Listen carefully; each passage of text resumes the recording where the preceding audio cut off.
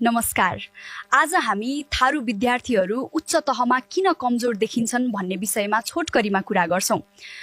पहिलो कारण आर्थिक अवस्था हो। प्राथमिक तहसम्म पढाइ सस्तो हुन्छ, तर माथिल्लो कक्षामा किताब, कोचिङ, इन्टरनेट र परीक्षा शुल्क बढ्छ। धेरै विद्यार्थीले घरको जिम्मेवारी लिनुपर्छ र पढाइ दोस्रो प्राथमिकता बन्न जान्छ। यसको समाधान छात्रवृत्ति, निशुल्क कोचिङ र समुदायको आर्थिक सहयोग हो। दोस्रो कारण शैक्षिक मार्गदर्शनको अभाव हो। उच्च कक्षामा विद्यार्थीलाई करियर बारे स्पष्ट जानकारी हुँदैन। विद्यालयमा करियर काउन्सेलिङ र सफल व्यक्तिहरूको अनुभव आवश्यक छ।